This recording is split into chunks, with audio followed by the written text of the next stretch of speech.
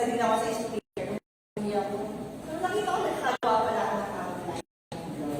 Hindi ako na. Galis. At iba ang topic po natin ngayon ay God's special. Ano po? Nagkaroon po siya ng thing na God's special offer for everyone in a limited time. Tayo po'y manalangin. Hallelujah. Panginoon, purihin ka. Salamat nga kami sa unang biyaya, sa amazing grace na hinigay mo sa bawsa. Lord God, hindi kami dapat sa pag-ibig mo. Pero pinili mo kami mahal. Dalangin ko, Lord, ang araw na ito magbili ka mo. Lord God, ang kapangyarihan sa tao. Diba?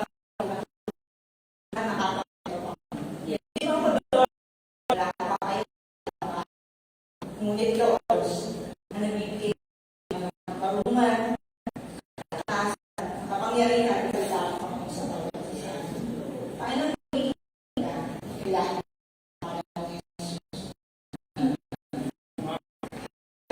bring us every time. Dito po yung ibig sabihin ng special offer. Tanong ko kayo sa Google, saan po dito? Being sold for less than its usual price in order to encourage people to buy or use it. Sabihin, wala ng presyo, ay wala saan nagiging 500. Ano ba yung mga pagpili nila? Yung produkto nila, yung marami ng maestra, makabenta, diba? Mga malit ng mga sa yung mga meron nagpupo pagkabagong sahod, tinatapaw nila yung pagsahod. Tinatapaw na yan kapag nagbibigay ng promo. Ganun po kaan yung mga kakaroon silang strategy kung paano sila makabenta. May mga 50% off, may mga ganun. Minsan nga, pagpasok ko lang sa mall, nanalo ka na. Wala ka pa naman sinali na raffle. Experience ba yun? Yung, ay, kanina po kayo, sampu po namin kayong customer kasi 10 ang yung namin. Eh, abay nila po ito na po yung babayaran. May mga ganun, diba? Minsan nakakabili lang. Tapos, hindi ka na makakabili. Yung nakakailang salesman at sales lady nila. Dahil po, meron po siyang para sa atin. At sabi sa Romans 6:23, hindi ba ako masyadong magaling maggamit ng PowerPoint at hindi ko rin masyado siyang mabasa. Pero malaki na. Yan, sa Romans 6:23, sabi, sapagkat kamatayan ang kabayaran ng kasalanan. Kamatayan, kabayaran ng kasalanan. Ngunit ang walang bayan na kaloob ng Diyos ay buhay na walang hanggan sa pamamagitan ng Kristo Jesus na napakagandang offer. Sabi ko, wala bayan. Ito po yung special offer ng Panginoon sa bawat isa. Kung sa mga brand na nais natin bilhin, 10% off, 50% off, sabi nito, walang bayan. Yung special offer na inaanap ng Diyos para sa atin. Kasi 100% paid na sa Tagalog. Tagalog natin dito, ang kami magkakama sa gawain ng Diyos. Nakikiusap kami na huwag yung gamit ng Diyos na ibinigay sa inyo. Sapagkat sinasabi niya, sa kakulang panahon ay pinakinggan kita. Sa araw ng pagligtas, sinaknolohan kita. Ngayon, ang kakulang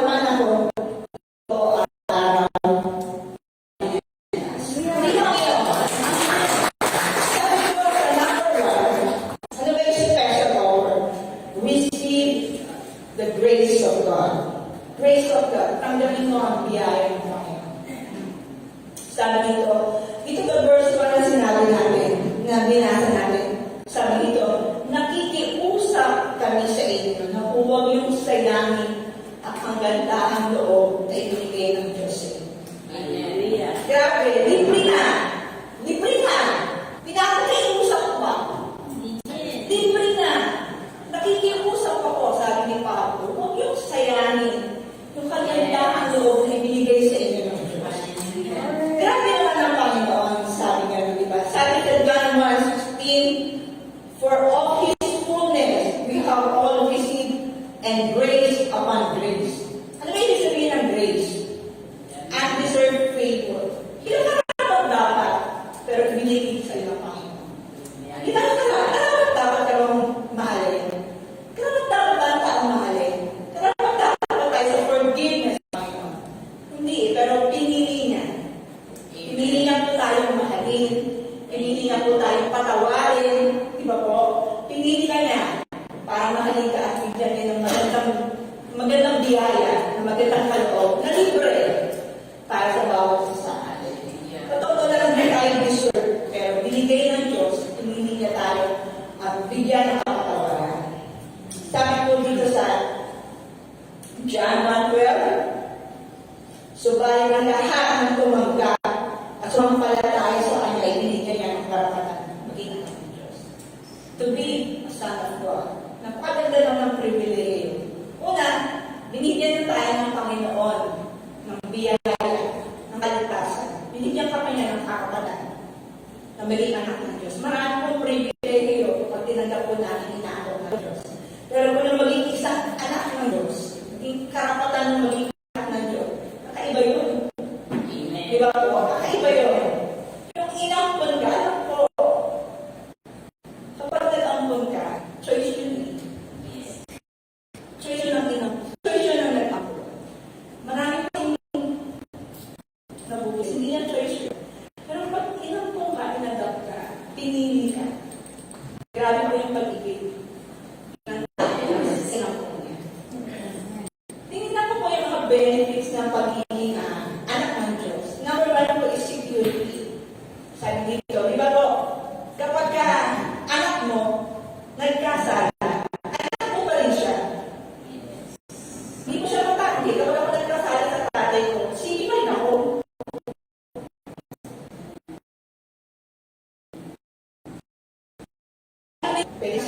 Ay yung benefits ng pagiging anak ng Diyos. Nagkasala tayo, pero hindi nga alis yung pagiging anak ng Diyos sa iyo. Pag tinanggap natin ang Panginoon. Pangalawa yung authority. Kapag nananalangin tayo, ano po ginagamit natin? In Jesus' name. Diba? Kung may sakit ka, in Jesus' name. Kapag natatakot ka, in Jesus' name. Authority ng pangalan ng tatay mo. Alam niyo po, pag politika, barangay pa naman barangay yung captain, aangas na, di ba? Pag napuli mo na lumawag, anak ka po ni Kapitan. Anak ka po ni Maisel. Nag-share ka. Tayo, anak tayo ng Diyos, yung authority ng pangalan ng Panginoon. Ano maangas? Dahil dala-dala mo yung pangalan ng tatay natin, ang Panginoon Diyos niya. Ito ba yung benefits na meron tayo? Intimacy. Yung sa tatawag mo yung Panginoon, wala kang tatay dito. Wala na si tatay mo. Meron kang tatawagin, Abba Father. Pinakamalapit, Daddy. Ito ba yung intimacy sa Panginoon? Pangalawa, assurance. Yung spirito ng tatay at saka yung anak, may ugnayan yun eh. Nararamdaman ng magulang na may nangyayari sa anak. At nararamdaman din yung anak kung ano yung nais ng magulang para sa kanya. Tipo, meron kayong intimacy, assurance ng bawat isa. Inheritance. Itong pagiging anak eh. Tagapagmana. Tagapagmana tayo ng mga alkalina sa Samor. Sabi ng iba, ang dami-dami mo ipapamana ng magulang ko, highlight ko. Yung sakit pa sa puso, sakit pa. Pero sa Panginoon, ano ba kailangan natin? Kingdom of God. Ito yung pag-ano natin, benefit ng pagiging son of God. Tsaka po yung discipline. Ito po yung benefit. Kapag hindi ka anak, hindi ka didisiplina.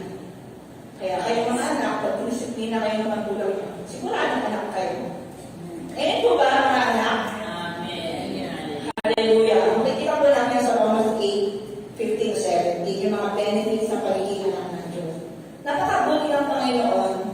Ito yung inalok niya sa iyo, special offer. Yung biyaya ng Panginoon. Yung pagiging anak ng Diyos. Na libre. Nulit ko po, libre. Pagka nag-share sa mall, nagpumahog ng mga tao. Ito, libre. Na inaanak ng Diyos para sa atin. I-avail na natin. Tanggapin na natin ang inaalok ng Panginoon sa bawat isa sa atin. Sabi po dito sa verse 2, for he says, at the acceptable time, I listen to you. And on the day of salvation, I help you. Nagalaw sapagkat sinasabi niya, sa kaukulang panahon, pinakinggan kita. Sa araw ng pagliligtas, sinatuluhan kita. Ang Panginoon po, may time frame po siya sa bawat isa sa atin. May period of time ang Panginoon. Hindi po siya, sabi nga sa Isaiah 55:6, seek the Lord while He may be found. Call upon Him while He is near. Hanapin siya. Tumawag tayo sa Panginoon habang naririyan pa siya. Habang napapakinggan pa ng Panginoon ang tinig natin. May nilaan ng Diyos para sa bawat isa panahon. Kaya nga po, habang napapakinggan po natin ang tinig ng Panginoon, mag-response po tayo. Sa totoo lang, hindi habang panahon, sige ang Diyos. Tama po ba? Amen. Kasi darating ang panahon, magiging judge siya sa mga taong nag-reject sa Kanya. Hindi siya habang ng Savior. Alam niyo po, meron akong narinig, sinesyaran ko ng gospel. Sabi niya, di ba kalalapit kay Lord kasi ano eh, di ba ko okay? Dami ko pa nagagawa kasalanan. Sabi ko naman sa kanya, pupunta ka ba sa doktor kapag wala kang sakit? Pupunta tayo sa doktor kasi may sakit tayo. Lumalapit tayo sa Panginoon kasi may kasalanan tayo. Dahil ang Diyos lang ang pwede mag-lead sa atin. Kahit kailan hindi ka magiging okay, magiging okay ka lang pag lumapit ka sa Panginoon. Amen. Hanapin natin ang Panginoon. Hanggang narinig natin ang tinig niya. Kasi hindi ko habang ako, sino siya? Hindi habang panahon everlasting love ang Panginoon po yun. Pero siya, i-judge tayo sa ginawa natin. Sabi nga po dito. Kaya po, alam niyo po, lahat ng nanay na Christian, nasa loob pa lang po ng sinapupunan natin yung mga anak natin. Pinag-pray na natin. Sino po ba gumawa? Ako ginawa ko yun eh. Nang mag-isa ko sa mga anak ko. Sabi ko sa Panginoon, lumaki yung anak ko na iba na ng pagkakas. Nasa loob pa lang ng siya. Lahat ng mga anak ko pinag-pray ko. Hanggang ngayon, yung pagin ng prayer. Diba? Hanggang ngayon, yung pa rin yung prayer ko sa anak. Nasa loob pa lang ng siya. May nalaki na. Yung pa rin ang prayer mo. Magpasalamat kayo.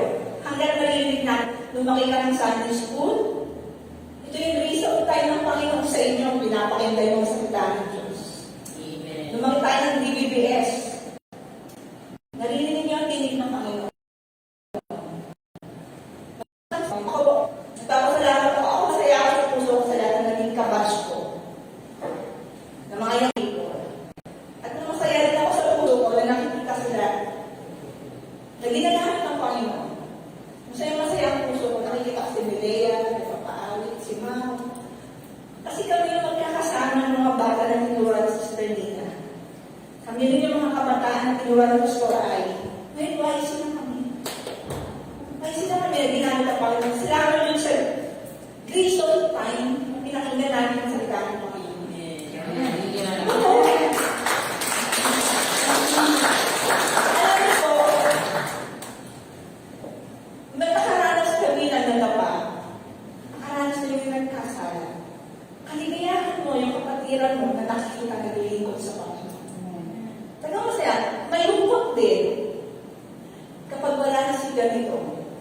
Kaya kayo mga kabataan, napapakinggan yung salita ng Panginoon.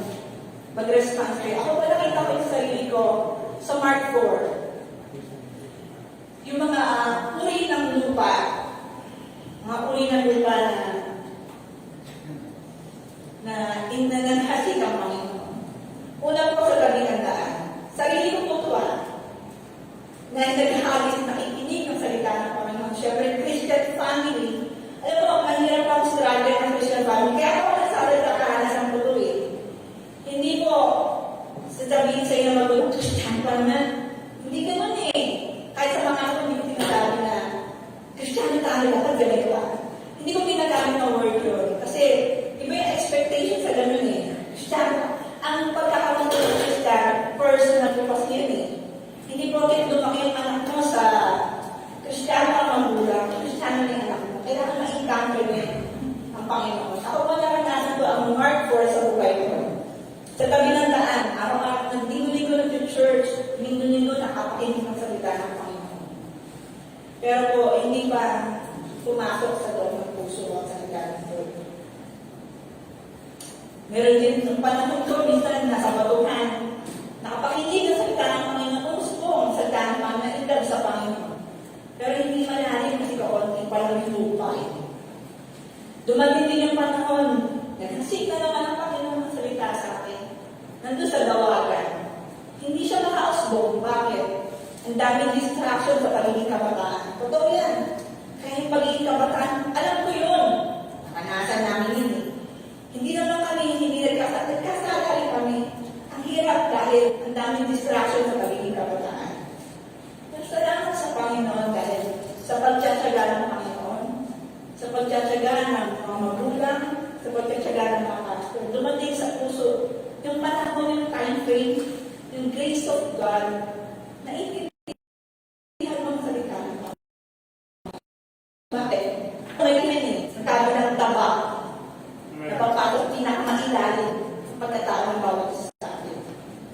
Ang salita ng Panginoon, hammer, diretso ni Pastor Raizel, dumuturo sa matigas na puso. Ang salita ng Panginoon, apoy, pinupurify tayo. Sa akin, na-experience ko, hindi ako naging born again agad. Na-born again ako unti-unti ng Panginoon.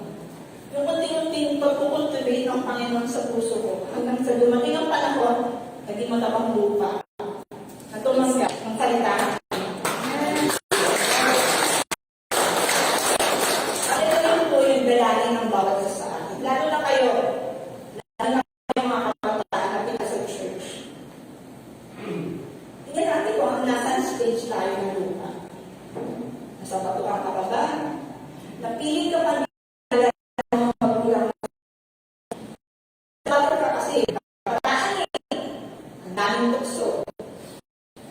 Pagkakas na sa Panginoon, di ba yung mga magulang mo? Patuloy na nanadani. Dumating yung panahon na maging mabang lupa rin kayo. Natatanggap na sa Panginoon. Kunin po ba? Ibig po natin sa Panginoon, hindi siya. Hindi siya ever save. Dahil yung panahon, baka sabi ko hindi na natin alam kung hindi pa tayo nabawasan eh. Hindi ko makakalimutan yung mga pagkakaan namin. Ang lagi sinasabi ng mga pastora. Napakita mo ang acceptance ng salvation. Sa church ngayon, pag lumabas ka na accept ka, tinatapang mo. Hindi kabataan kami. Hindi yun kabataan kami. Acceptance. Tuwing nagpapatagin ko ng altar ko, malapit ako kasi natatakot ako eh. Natatakot ako matay ako hindi ko kasama ang Panginoon. Tulotin ko ang tinatanggap ang Panginoon sa puso ko. Kasi gusto ko ng assurance ng kaligtasan ng Panginoon. Kaya kayo mga kabataan, kaya ganito kami. Kasi karanasan namin ko eh. Hindi kami biglang naging born again, God born again si nanay.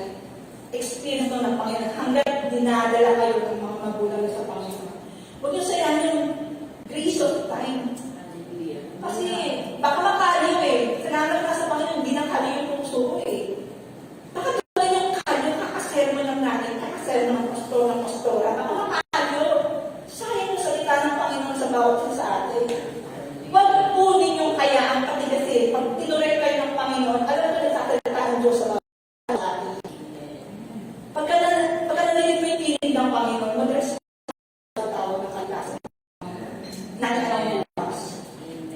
po ba? Amen. Sabi dito, sa verse, sa letter po, time of urgency. Bakit ba kailangan? Bakit parang nagmamadali? Now is the day of salvation. Ngayon, ang araw ng kaligtasan. Bakit po? Ay sabihin kaya ng salvation.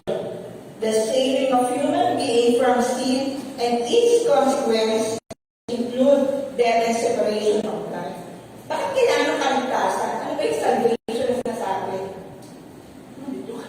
Ano ba yung salvation? Ibig sabihin ng tao na sa kapahamakan. Amen po ba? Kung nalalaman ng tao na nalulunod siya, sabihin niya sa pamilya ko, teka lang, wait lang. Pero pag gano'n, nasa kapahamakan ng tao dahil araw-araw kayo humakbang sa kapahamakan. Sasabihin mo ba sa naliligtas kayo na bibigay ang salvation? Wait lang po. Nalalaglag ka na sa pangin, wait lang po. Ang sabi nito, now is the time of salvation. Pwede bukas, wala na bukas. Amen. Nakakatakot yun. Narinig mo na yung kaligtasan ng Diyos. Wait pa.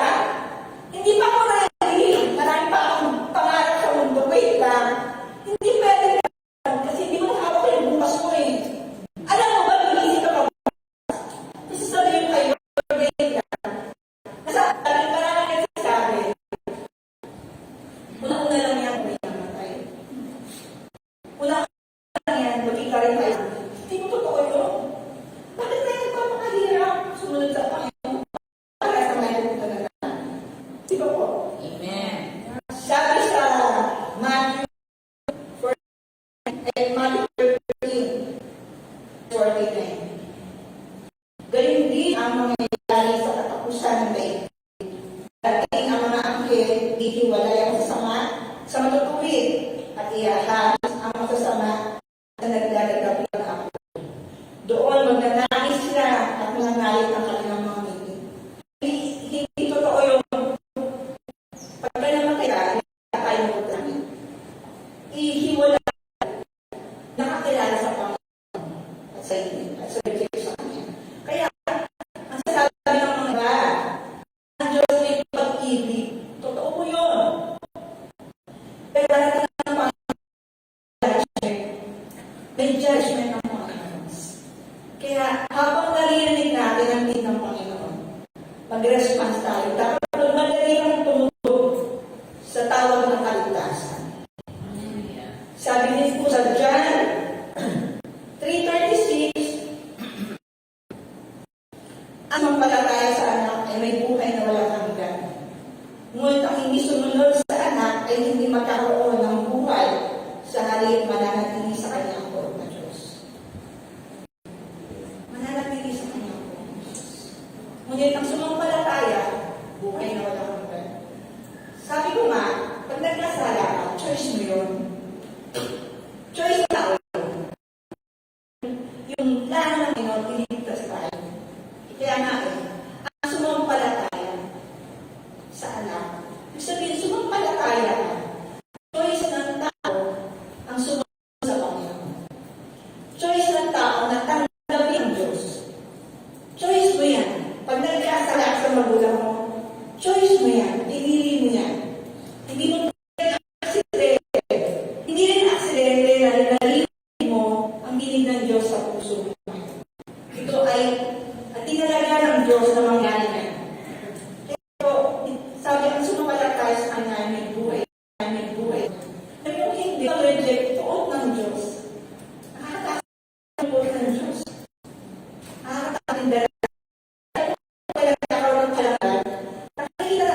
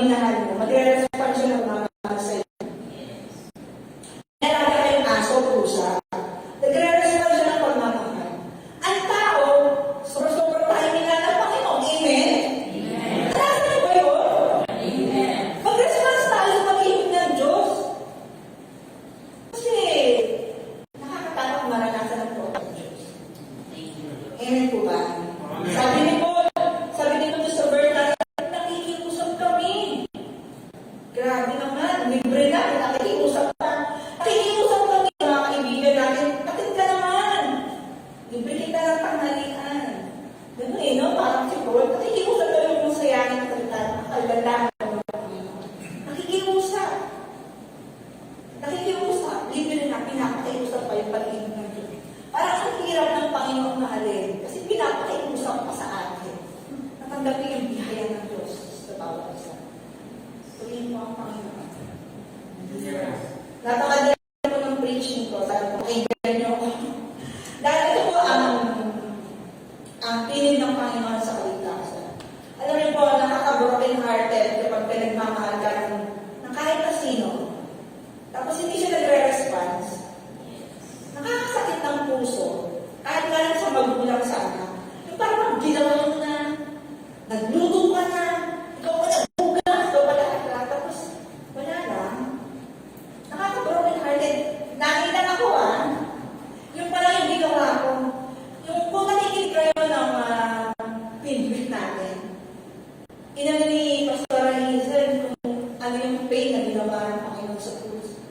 Nang nilinisan siya ni Nicodemus, ang mga pastora. Yung nilinisan siya, kung mo yung papaanin natin, nakakaano yung ginawa ng Panginoon sa bawat isa. Ewan ko kung paano natin i-respond sa pag-ibig ng Panginoon. Karabang sabihin natin, Lord, wait lang. Lord, hindi pa ako ready. Kailan pa tayo maging ready? Ngayon po ang araw ng kaligtasan. Sabi dito, kailangan mo na tumanggap ng kabutihan ng Panginoon. Meron po tayong responsibility.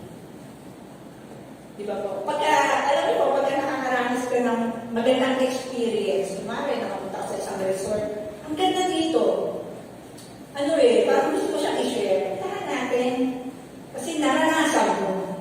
Ganun din po tayo na lahat ng tumanggap sa Panginoon. Gusto rin natin maranasan din nila. Sabi po sa verse 1,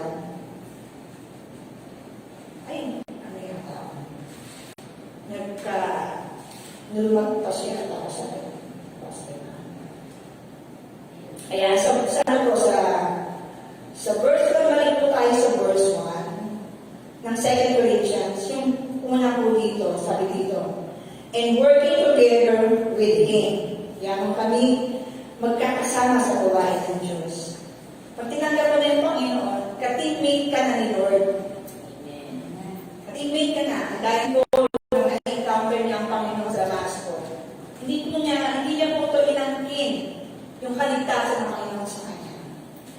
Naging ka, co-worker, ambassador of Christ or God representative. Tayo po yung naging salesman o sales lady ng Panginoon.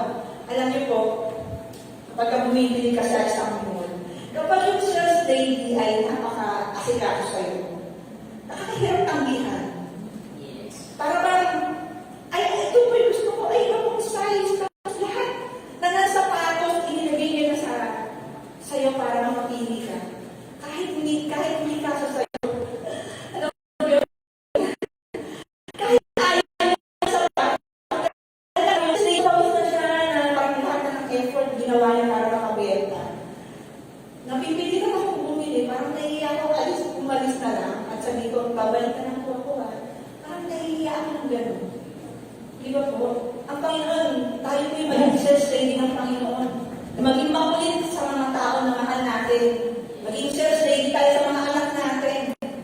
Sa asawa natin na hindi pa nakaya sa Panginoon. Yung hindi na nila kaya tanggihan. Ang gagaling ng mga sales-lady eh. Ano po? Ang gagaling nila. Nasusundan ka pa. Maging ganun tayo sa Panginoon. Maging ka-teammate tayo ng Panginoon para i-broadcast yung naranasan mo kaligtasan. May karanasan ka, di ba? Yes. Yung nakasabihin ko sa Panginoon, alam mo yung asawa ko, meron siyang best friend. Best friend niya nang non-believer pa siya.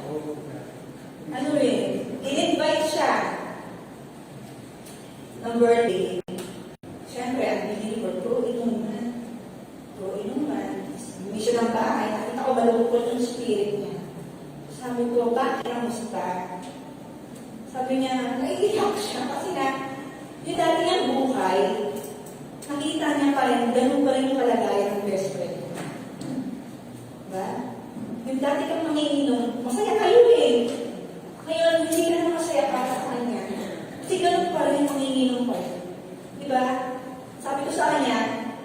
wala kang pwedeng sabihin sa kaibigan mo ang kabinado mo. Wala kang pwedeng i-testify yung ginawa ng Diyos sa buhay mo. Naranasan natin ang ligtasan. Tama po? Naranasan natin yung naranasan natin yung patawarin ng Panginoon. Naranasan natin binago tayo ng Panginoon. Yun yung sasabihin natin. Ito yung sales talk mo. Sa kaibigan mo. Ito yung sales talk mo sa mga kakilala mo, katrabaho mo. Wala namang ibigay ko ano yung naging karasan mo. Kung wala kang naging karasan sa Panginoon, wala kang sasabihin. Kaya kailangan niya. Alam mo kung meron yung karasan sa Panginoon, madali ang sales talk.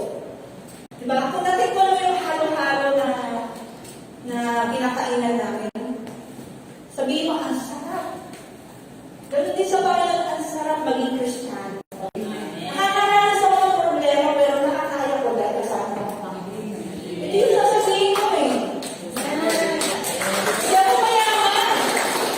Hindi ako maraming pero meron akong kakontentuhan sa buhay ko. Bakit? Binibigyan ka ng Panginoon kakontentuhan eh. Masaya ako sa Panginoon. Ito yung gusto kong maranasan. Amen. Ito po yung dapat natin isasabihin sa mga. Alam mo, nung puno ako nag-galit dati, pero karanasan ko, pinatawad ako ng Panginoon, kaya ko magpatawad.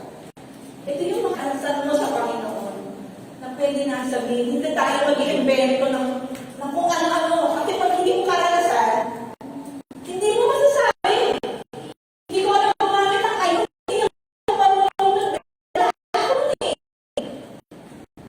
sabi mo, ayaw ko sabihin ang amin mo. Siya, pero hindi ko ayaw. Hindi ko siya paliwanag. Karanasan ko ang Panginoon, kaya paliwanag.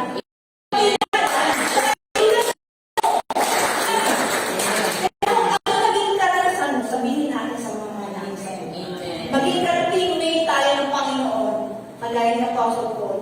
Naging ka-teammate siya ng Panginoon para i-share ang gospel. Naging ka-teammate tayo ng Panginoon, maging ambassador, God representative tayo ng Panginoon. Hindi tayo Kristiyano, kagaya ng sinasabi ng mga patulong nakaraan. Tayo Kristiyano sa Lunes, dahil tayo ay Kristiyano pagka-linggo, pag-Lunes, Martes, ang Biyernes, tayo ay nasa mundo, paano tayo magiging ambassador ng Panginoon? Kailangan suotin natin ang pagiging anak ng Diyos sa bawat isa. Pray po ang Panginoon na bilang ng aming verse, sabi nito, sa Matthew 6:7, tumayo kayo at pangaral na malapit na dumating ang kaharian na namin. Ito po, responsibility natin na lahat ang tumanggap sa Panginoon. Na maging ka-teammate tayo ng Panginoon, ipangaral ang salita ng Panginoon. Dahil, alam natin, nakapamakan, kapag ang mahal natin, ba't di mo magiging burden yun kung paparehas kayo eh. Pero, naging Kristiyano ka na eh. Alam mo mangyayari sa kanya. Alam mo yung magiging future niya pala sa Panginoon. Kaya naging burden natin, kaya kasama natin sila sa panalangin. Kaya iniiyak natin sila sa panalangin. Kaya alam natin kung anong mangyayari sa mga mahal natin sa buhay. Kaya mag-double tayo, may urgency po. Ang pagtanggap sa Panginoon, may urgency din po. Ang pagbabahalin sa Panginoon. Kasi malapit ang dumating ang Panginoon. Hallelujah. At ang conclusion, napakasilang po ng aking word, ng aking dahil election po tayo. Alam niyo po, ang tao ay nagkukumako kapag merong sales, nagtukos pa siya ng traffic. Ang Panginoon po inaanak niya buhay na walang.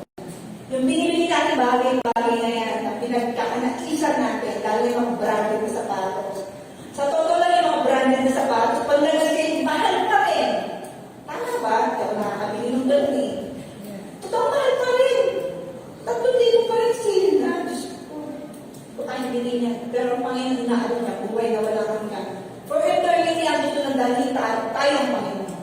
Habang buhay na kasama ang Panginoon, ito po yung inaalok ng Diyos sa bawat isa sa atin. Ino-offer ng Diyos. Ngayon po nasa sa atin to, kung tanggapin natin itong inaalok ng Diyos para sa atin. Hallelujah, Lord God. Alam niyo po, marami tayong mga gustong naisin sa buhay. Pero, ang pinaka-naisin natin, yung bang buhay na walang hanggan, na hindi po siya nawawala, hindi po siya nabubulok. Ito po yung pag-aksayahan natin ng Panginoon. Mag-respect po tayo sa tawag ng kaligtasan ng Panginoon kasi meron po siyang time frame para masaraduhan na tayo ng grace period ng Panginoon sa bawat isa sa atin. Puli po ang Panginoon. Salamat po sa bawat isa.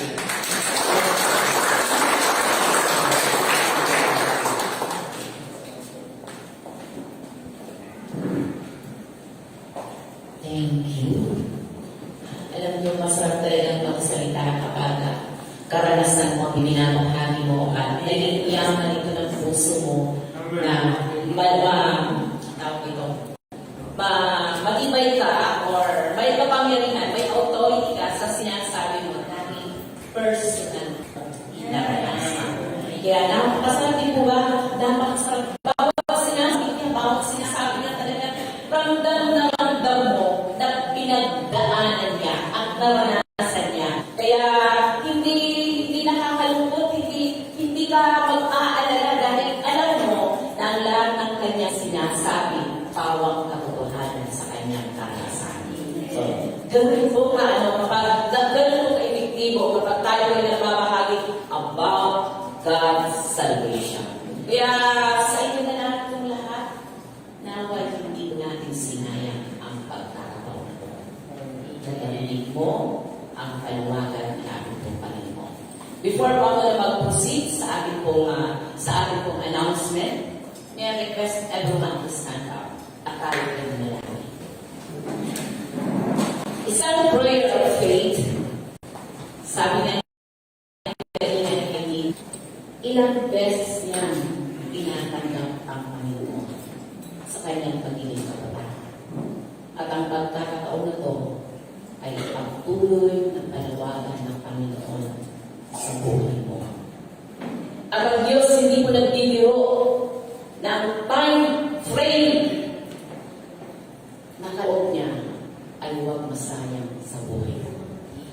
So, mananalangin mo isang short na hayaan mo na sa puso mo maging panalangin mo. No, masayang yung panahon ng panawagan ng pagliligtas ng Panginoon sa iyo. Tayo lahat ay po. Sumunod ka sa isang prayer na to. Ariin mo na ito'y panalangin mo sa Panginoon. Sabihin mo na may tinig at pananampalataya, Panginoong Jesus, maraming salamat na narinig ko ang tinig mo, ang plano mo ng pagliligtas sa buhay ko. Maraming salamat sapagkat binigyan mo ako ng pagkakataon na makilala ka ng lubusan. Binigyan mo ako ng pagkakataon na makilala kung sino ka at ano ako sa iyong harapan. Dalangin ko sa sandaling ito, lumalapit ako ng buong buo. Kinikilala ko ng iyong kamatayan sa krus ng Kalbaryo ay sapat upang mabago ang buhay ko.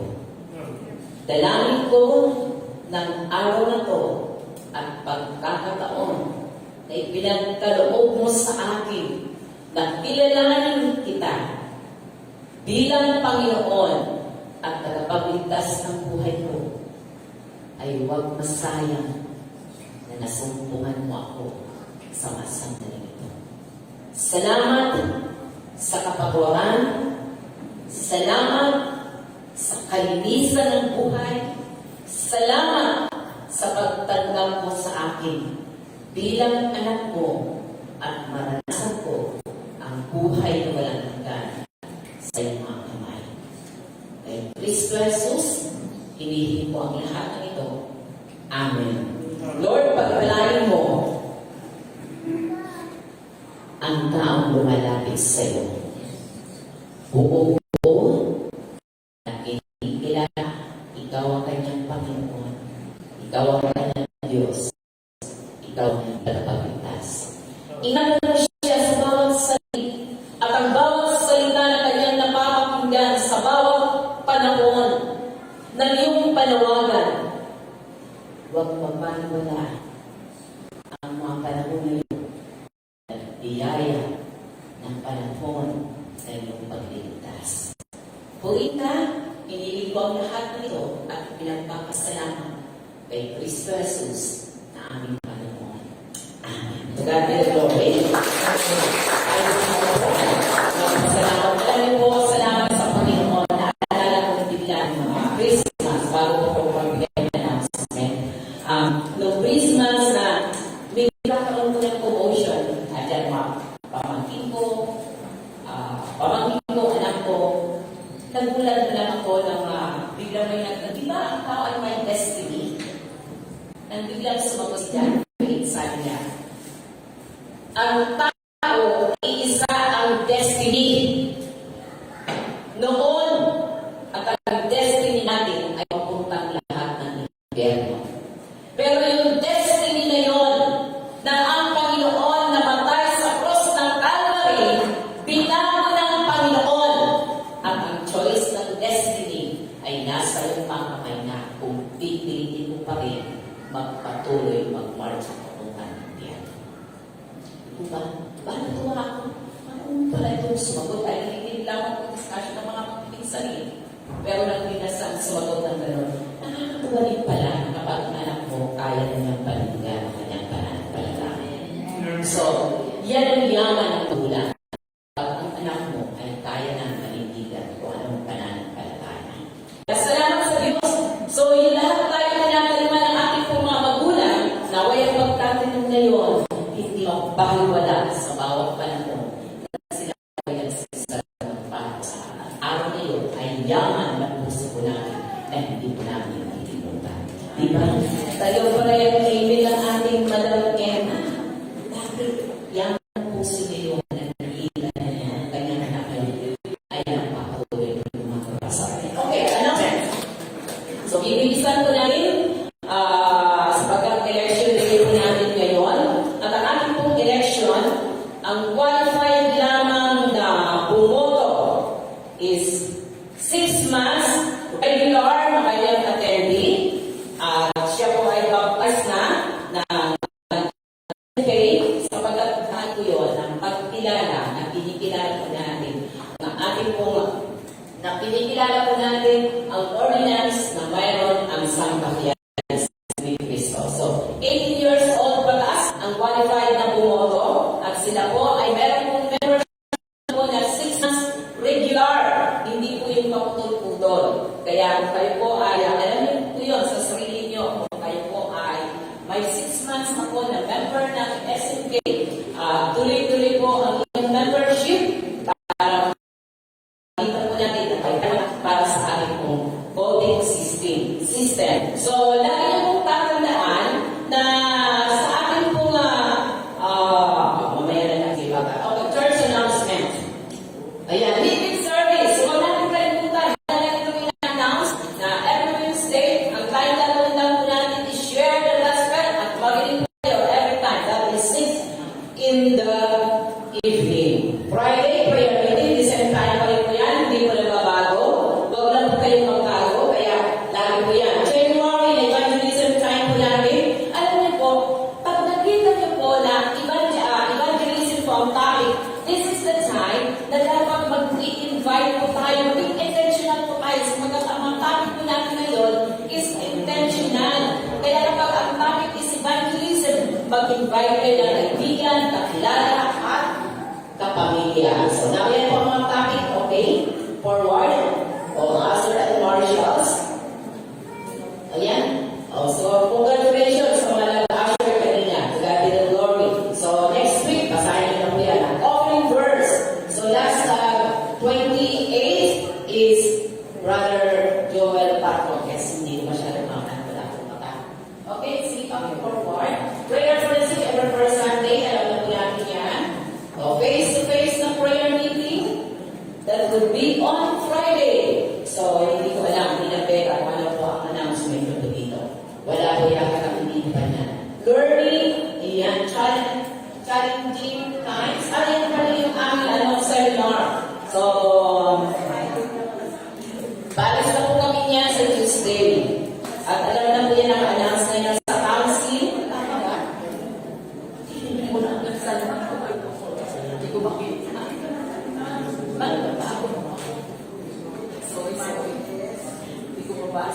So,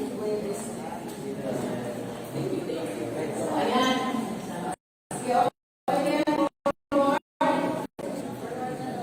2024. Also, this is our election day. Tulad po na aking pong sinabi kanina, may mga alam po ba tayo? Aking papaliwanag po. Ang aking pong election supposed to be, alam niya, tayo po yung nag-elect, dapat nandito po tayo sapagkat importante po yan. Okay, sige po. At meron po ba? So,